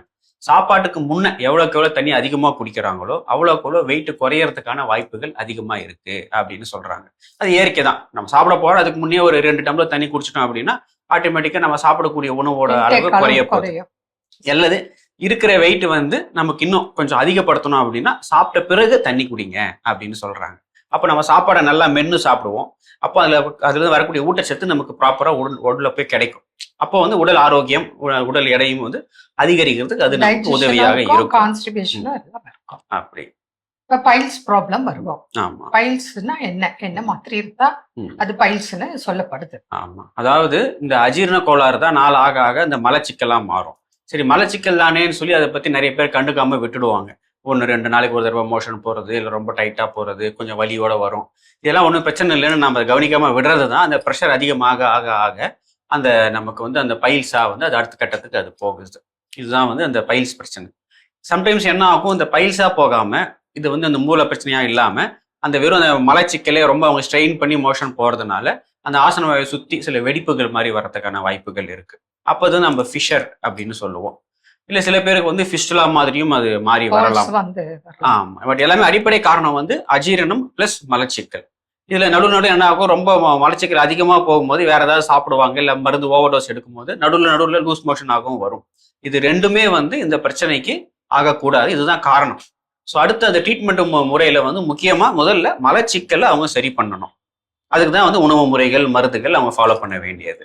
பேனஸ்ல growth இருக்கும். ஆமா, சின்னதாக்கோ பரு மாதிரியோ இல்ல நம்ம உள்நாக்கு போல இருக்கலாம். அது 1, 2, 3 எப்படி வேணா இருக்கலாம். சிலருக்கு உள்ள கட்டி இல்ல வெளிய கட்டிகள் போல இருக்கலாம். ப்ளீட் ஆகலாம். சில டைம் பஸ் வரலாம். மோஷன் வித் பிளட்டும் இருக்கலாம். சிலருக்கு பிளட்டே கொஞ்சம் தனியா கூட போகும். இதெல்லாம் பைல்ஸ் ரிலேட்டட் தான். இப்போ இதுக்கு வந்து என்ன மாதிரி உணவுகள் மெடிசன்ஸ் நம்ம கொடுக்குறோம் அப்படிங்கறத சொல்லலாம். அதாவது ஃபர்ஸ்ட் வந்து ஒரு ஆரோக்கியமான உணவு, நார் சத்து நிறைந்த உணவு அவங்க முக்கியமா ஃபாலோ பண்ணணும். பிளஸ் நம்ம இதுக்கு கொடுக்கக்கூடிய ஆயுர்வேத மருந்துகள் பேசிக்கா பாத்தீங்கன்னா அவங்களுடைய அந்த செரிமான சக்தியை அதிகப்படுத்தி ஒரு ப்ராப்பர் டைஜஷனுக்காக தான் நம்ம மருந்து கொடுக்கறது. கூட வந்து அந்த மூலம் அந்த கட்டி சுருங்கிறதுக்கு, அந்த ஏற்பட்டக்கூடிய புண்ணு விரைவில் குணமாகி வரத்துக்கான, புண்ணு ஆறத்துக்கு வெரனர் ஓப்பனா அப்படின்னு சொல்லக்கூடிய வகை சார்ந்த மருந்துகள் நம்ம கொடுக்குறோம். இது கொடுக்க என்னாவும் படிப்படியா அது ரிலீவ் ஆகும். பட் இதுல முக்கியமா மக்கள் என்ன கவனிக்கணும் அப்படின்னு சொன்னா, இது வந்து அந்த ஆசனவாய் பகுதியில் இருக்கிறதுனால வெறும் மருந்து மட்டும் ட்ரீட்மெண்ட் மட்டும்ன்றது ஒரு பார்ட் ஆஃப் த ட்ரீட்மெண்ட். இன்னொரு பக்கம் அந்த ஃபுட் ஹேபிட்ஸ் அவங்க கண்ட்ரோலா இருக்கணும். கொஞ்சம் பாதி ஓரளவுக்கு நல்லா ரிலீவ் ஆயிடுச்சுன்னு சொல்லிட்டு திரும்ப போய் ஏதோ ஒரு காரமாவோ இல்லை ரொம்ப பிடிச்ச உணவோ, ஆயில் ஐட்டம், ஹெவி ஐட்டம் இது மாதிரி சாப்பிட்டாங்கன்னா திரும்ப லூஸ் மோஷனோ அல்லது மலச்சிக்கலோ ஏற்பட்டு அந்த இடத்துல ப்ரெஷர் அதிகமாகும் போது அந்த ஆறி வர புண்ணு திரும்ப பெருசாயிடும். அதனால வந்து அந்த கண்ட்ரோலா இருக்கணும். ஏன்னா பேஷண்ட் நிறைய பேர் சொல்லுவாங்க, நான் மருந்து சாப்பிட்டு இருந்தேங்க, நல்லா இருந்துச்சு, ஒரு கல்யாணத்துக்கு போனேன், ஒரு ஃபங்க்ஷனுக்கு போனேன், ஒரு பிரியாணி சாப்பிட்டேன், காரமா சாப்பிட்டேன், திரும்ப எனக்கு பிரச்சனை அதிகமாயிடுச்சு. இந்த காரணங்கள் தான் அவங்களுக்கு ப்ரொலாங்கா பாதிப்பு ஏற்பட வாய்ப்பு. அடுத்தது வந்து சிலர் வந்து சர்ஜரி போறாங்க. சர்ஜரி தான் இதுக்கு முழுமையான தீர்வா? அதாவது அந்த பிரச்சனையோட லெவலை பொறுத்து தான் எல்லா ட்ரீட்மெண்ட்டுமே. ஆரம்ப நிலையிலேயே அவங்க பார்க்கும்போது அவங்களுக்கு வந்து நம்ம சர்ஜரி இல்லாம சிறந்த முறைகளை நம்ம சரி பண்ண முடியும். ரொம்ப அட்வான்ஸ் ஸ்டேஜ் போகும்போது சர்ஜரி தேவைப்படுது. இப்போ எல்லாமே வந்து பேஷண்ட் கையில தான் இருக்கு. நம்ம எவ்வளோக்கு எவ்வளோ முன்னெச்சரிக்கையா முன்ஜாகிரதையா ப்ராப்பரா ஃபாலோ பண்றோமோ அவ்வளோக்கு எவ்வளோ எளிதில் மருந்துகள் மூலமாக நமக்கு நிறைய பிரச்சனைகளுக்கு நம்ம நல்ல முறையில தீர்வு காண முடியும். இப்போ அறுவை சிகிச்சை செய்தும் பிரச்சனை வருதே, அதுதானே இப்போ நம்ம பாக்குறது. எவ்வளோ பேஷண்ட் பல வருடங்களா இருக்கு, நான் 2 முறை செய்த, 3 முறை அறுவை சிகிச்சை செய்தும் எனக்கு தொடர்ந்து பிரச்சனை வருதுன்னா, அப்போ நீங்க சொன்ன காரணங்கள், அதாவது ப்ராப்பர் டயட் ஃபாலோ பண்ணாது கூட அவங்களுக்கு அந்த ஸ்ட்ரெஸ் பிரச்சனைகள் இதெல்லாம் சேர்ந்து திரும்ப அதாவது கொஞ்சம் நல்லாகிறதுக்கு முன்னாடி திருப்பி தேவையற்ற உணவுகளை சாப்பிட்றது தான். அப்போ அதுல டயட்டும் அவங்க கண்டிப்பா ஃபாலோ பண்ணணும். அப்படி பண்ணும்போது முடிந்தளவு அறுவை சிகிச்சை இல்லாமல் குணமாக்கும் வழிகள் நிறைய இருக்கு. அது யார் பேஷண்ட்டும் அவங்க தான் கடைபிடிக்கணும். அப்போ அவங்க நிறைய பழங்கள், காய்கறிகள், அதே போல இன்டர்னல் எக்ஸ்டர்னல் மெடிசன்ஸ் நம்ம கொடுக்குறோம், சிட்பாத் சொல்றோம். இதெல்லாம் கடைபிடிக்கும் போது அவங்களுக்கு நிச்சயமாக நல்ல பலன் கிடைக்கிறது, விரைவிலையும் குணம் கிடைக்கிறது. மீண்டும் நாளை சந்திப்போம். நன்றி. அன்னை மரியே வாழ்க. அருமையான நம்ம ஒரு வைத்தியம் பகுதி பார்த்துட்டோம். நிகழ்ச்சியோட நிறைவுக்கும் வந்தாச்சு. இன்னைக்கு நாள் பேசிட்டு இருக்கிறோம். இந்த மாதம் நாம் ஒரு சுய பரிசோதனை மேற்கொண்டிருக்கிறோம். இந்த மாதத்தை குறித்து அதற்கான கேள்விகள் கேட்டுட்டு இருக்கிறோம். ஃபைனலா என்ன சொல்றாங்க? ஃபைனலா என்ன சொல்றாங்க, இப்போ நம்ம பிப்ரவரி மாசத்தோடைய இறுதியில இருக்கும். இந்த இறுதியில இருக்கும் பொழுது மார்ச் மாசத்துக்கான நம்ம என்ன தொடங்க போறோம், என்ன புதிய விஷயத்தை நம்ம செய்ய போறோம் அப்படின்ற ஒரு பரிசோதனையை இப்பவே நம்ம செய்யும் பொழுது அடுத்த மாதத்திற்கு அது ரொம்ப ஈஸியா இருக்கும். கண்டிப்பா. ஏன்னா அந்த பரிசோதனைக்கான திட்டமிடல் அப்படிங்கிற ஒரு பதில் என்ன பண்ணுது நமக்கு கிடைக்குது. ஆமா, ஓகே, பிப்ரவரி மாசம் இதெல்லாம் செஞ்சப்பா, இதெல்லாம் செய்யலப்பா, இதெல்லாம் கரெக்டா இருந்துச்சு, இதெல்லாம் தப்பா இருந்துச்சு, இதெல்லாம் சரி செஞ்சுக்கணும், இதெல்லாம் அப்படியே கண்டினியூ பண்ணணும் அப்படிங்கிற ஒரு விடை நமக்கு இவ்வளவு நேரம் கிடைச்சிருக்கும் கேட்ட கேள்விகள் வாயிலாக. அப்போ அதையெல்லாம் நம்ம ஸ்க்ரூட்டனைஸ் பண்ணி இந்த புதிய மார்ச் மாதம் தொடங்க இருக்கக்கூடிய அந்த மாதத்துல நாம் என்னென்ன செயல்களை செய்ய வேண்டும், என்னென்ன செயல்களை செய்யாமல் விட்டுவிட வேண்டும் அப்படிங்கிற அந்த திட்டமிடுதல் என்ன, அதுதான் கேட்க வேண்டிய ஃபைனல் கேள்வி. கண்டிப்பா கேட்போம், அதற்கான விடைகளோ வாழ்வாக்க முயற்சி மேற்கொள்வோம். ஸோ சிறப்பான நாள், சிறப்பான சிந்தனை. இந்த சிந்தனை கொடுத்த மகிழ்ச்சியோடு எனக்கு யாரெல்லாம் விழா கொண்டாடுறாங்கன்னு பார்க்கலாம்.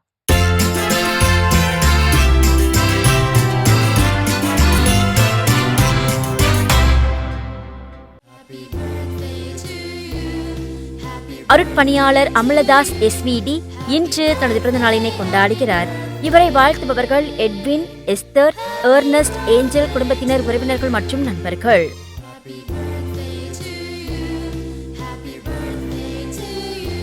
மாதா தொலைக்காட்சியில் பணிபுரியும் பரலோக லெஸ்லின் இன்று தனது பிறந்த நாளினை கொண்டாடுகிறார். இவரை வாழ்த்துபவர்கள் குடும்பத்தினர், உறவினர்கள், நண்பர்கள் மற்றும் மாதா தொலைக்காட்சி குடும்பத்தினர்.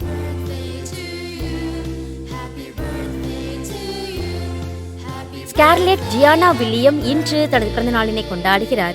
இவரை வாழ்த்துபவர்கள் அப்பா சில்வஸ்டர், அம்மா சூசன்னா, தாத்தாக்கள், அம்மும்மா, ஆச்சி, பெரியம்மாக்கள், கமல், நிஷா குடும்பத்தினர், Wilson, Priscilla, Evelyn, Meera, Sherin, Neha, மேகன், தாஸ், நிவின் குடும்பத்தினர், உறவினர்கள் மற்றும் நண்பர்கள்.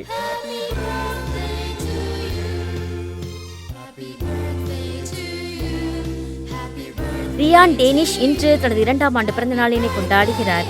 இவரை வாழ்த்துபவர்கள் அப்பா ஆனந்த், அம்மா ஆஷா, அக்கா டெய்னியா ஏஞ்சல், தாத்தா லாரன்ஸ், அம்மாச்சி ஆரோக்கிய மேரி, சித்தி ஜெனி, மாமாக்கள் யோவான், ஆல்வின் குடும்பத்தினர், உறவினர்கள் மற்றும் நண்பர்கள். சிறப்பான விழாக்கோளம் பகுதி நம்ம பார்த்தாச்சு. இன்றைக்கு திருமண நாள், பிறந்த நாள், மற்ற விழாக்களை கொண்டாட எல்லாருக்கும் மாதா தொலைக்காட்சியின் சார்பாக வாழ்த்துக்களும் ஜெபங்களும். உங்களுக்கான இறை ஆசிரியம் காத்துட்டு இருக்கு, அதையும் பார்க்கலாம்.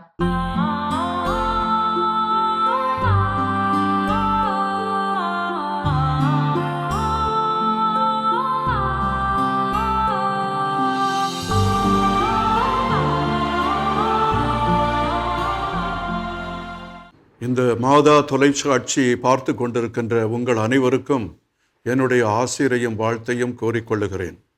அன்பர்களே, இன்றைய நாளின் தியான கருத்தாக நமக்கு கொடுக்கப்பட்டிருக்கிறது, படைகளின் ஆண்டவர் இவர், இவரே மாட்சி மிகு மன்னர். திருப்பாடல் 24:10. படைகளின் ஆண்டவர் என்று சொல்லுகிற பொழுது இவரிடம் எல்லா வல்லமையும் உண்டு, எல்லா ஆற்றலும் உண்டு. உலகத்தை படைத்தார், அதற்கு அடித்தளமிட்டார், எல்லா வல்லமையோடும் அதை ஆண்டு கொண்டு வருகிறார் என்று நாம் சொல்லலாம். அதே நேரத்தில் மலைகளை படைத்தார், அந்த மலைகளுக்கு ஊன்றுகோலாக அவர்தான் இருக்கின்றார். அந்த மலையில்தான் அவர் வாசம் செய்கின்றார். அந்த மலைக்கு ஏறி செல்லுகின்ற மனிதன் எப்படி இருக்க வேண்டும் என்று அந்த திருப்பா கூறுகிறது. அவன் கரைபடாத உள்ளத்தினன், மாசற்ற மனம் கொண்டவன், வஞ்சகம் இல்லாதவன், எல்லாரையும் அன்போடு அரவணைக்கின்றவன். இது திருப்பா 15 நமக்கு நினைவூட்டுவதாக இருக்கிறது. ஆம், அன்பு மிக்கவர்களே, நாம் எல்லோரும் கடவுளிடம் செல்லுகின்ற பொழுது தூய உள்ளத்தினராக இருக்க வேண்டும் என்பதை இந்த திருப்பா நமக்கு எடுத்துரைக்கிறது. இப்படி மாட்சி மிக்க வல்லமை மிக்க மன்னர் நம்முடைய உள்ளத்திலும் இல்லத்திலும் நுழைய வேண்டும். அந்த காலத்தில் நகரத்தின் உள்ளே நுழைவதற்கு வாயில்கள் இருந்தன. அந்த வாயில்கள் உயர்ந்து நில்லுங்கள், தொன்மை மிகுந்த கதவுகளே, நீங்கள் கடவுள் வருவதற்கு திறந்து கொடுங்கள். அவர் வந்தால் வெற்றி கிடைக்கும், மக்கள் நலமாக வாழ்வார்கள், அவர்களுக்கு அருளும் பொருளும் ஆனந்தமும் பொங்கி வழியும் என்பதை இந்த பக்தன் இதனால் இவர் நினைவூட்டுகின்றான். ஆண்டவருக்கு வழியை விட்டு அவரை ஏற்றுக்கொள்ளுகின்ற எந்த மனதிலும் ஆண்டவர் வீற்றிருப்பார். ஆண்டவருடைய நன்மைத்தனம் அவரை எப்பொழுதும் அருமையாக வழிநடத்தும் என்பதை இந்த திருப்பா நமக்கு எடுத்துரைக்கிறது. அவரே நமது அடைக்கலம், அவரே நமது பாதுகாப்பு, அவரே நமது அரண். அவர் நம்மை ஆசிர்வதிப்பவராக இருக்கின்றார். அவருடைய அன்பை எண்ணி எண்ணி இந்த பக்தன் பாடுகின்றான். அதனாலே தான் அவன் சொல்லுகிறான், படைகளின் ஆண்டவரே, இவரே மாட்சி மிகு மன்னர், எல்லா மாட்சியும் அவரிடம் இருக்கிறது. மனிதன் ஏங்குகின்ற, மனிதன் ஆவலாக இருக்கின்ற, அவன் எதையெல்லாம் தன்னுடைய வாழ்வில் பூர்த்தி கொள்ள வேண்டுமோ அவைகளையெல்லாம் தன்னுள் வைத்திருக்கின்ற அன்பராக நண்பராக ஆண்டவர் இருக்கின்றார். இந்த ஆண்டவரை போற்றுவோம், இவரை தொழுவோம், இவரை வழிபடுவோம், இவரை ஏற்று அன்பும் அருளும் நிறைந்தவராக வாழ்வோம். ஆண்டவர் உங்களோடு இருப்பாராக, உம் ஆன்மாவோடும் இருப்பாராக. எல்லாம் வல்ல இறைவன், தந்தை, மகன், தூய ஆவியார் உங்கள் அனைவரையும் தன்னுடைய ஆசீரால் நிரப்புவாராக. ஆமேன். மிகச்சிறப்பு. நம்ம அன்பு ஆயரோட இறையாசிரியர் நம் அனைவருக்கும் நிறைவாக கிடைச்சிருக்குது. இந்த மகிழ்ச்சியோடு இன்றைய நாளில் கற்றுக்கொண்ட மிகச் சிறப்பான பாடம். நம் புதிய மாதத்தை தொடங்கி இருக்கின்றோம். அந்த வேளையில் இந்த மாதத்தினுடைய இறுதி நாளில் இந்த மாதம் எனக்கு எப்படிப்பட்டதாக இருந்தது அப்படிங்கிற ஒரு சுய பரிசோதனை மேற்கொண்டிருக்கிறோம். நிச்சயமாக எல்லோருக்கும் நல்ல நல்ல விஷயங்கள் நடந்திருக்கும், நிறைய விஷயங்கள். அதில் இன்னும் ஃபோக்கஸ் பண்ணுவோம். நமக்கு தேவையில்லாத விஷயங்கள் நடந்திருக்கும், அதை நம்ம கொஞ்சம் கவனத்தை சிதற விடாமல் அதை எதையெல்லாம் திருத்திக் கொள்ள முடியுமோ, இதெல்லாம் என்னை மாற்றிக்கொள்ள முடியுமோ அதை மாற்றிக்கொண்டு புதிய மாதத்தில் புதிய மனிதனாக வாழ்வேன் அப்படிங்கிற ஒரு உறுதியோடு அடி எடுத்து வைப்போம். அதற்கு தேவையான ஆற்றலை இறைவனிடம் கேட்டு இன்னைக்கு நம்ம நிகழ்ச்சியை நிறைவு செஞ்சதனால் இனிதே தொடங்கலாம். அன்பானவர்களே, சிந்திப்போம், செயல்படுவோம், மகிழ்ந்திருப்போம் என்ற இந்த சிந்தனையோடு இன்றைய கடவுள் வணக்கம் நிகழ்ச்சியை நாங்கள் நிறைவு செய்கிறோம். இந்த நாள் இனிய நாளாக அமைய மாதா தொலைக்காட்சியின் வாழ்த்துக்களும் ஜெபங்களும். மீண்டும் உங்களை கடவுள் வணக்கம் நிகழ்ச்சியில் சந்திக்கும் வரை உங்களிடமிருந்து விடைபெறுகின்றோம். இயேசுவுக்கே புகழ். மரியே வாழ்க. நீ ஆர்ட்ஸ் தானடா படிச்ச, எப்படி ஐடில வேலை பார்க்குற? எந்த டிகிரினாலும் பரவாயில்லண்ணா. சென்னையில் இருக்க எஸ்எல்ஏ ஐடி ட்ரைனிங் இன்ஸ்டியூட் தான் நான் ட்ரைனிங் எடுத்தேன். மாதம் 30,000 சம்பாதிக்கிறேன். சூப்பர்டா. For IT training and placement, contact 8870767784.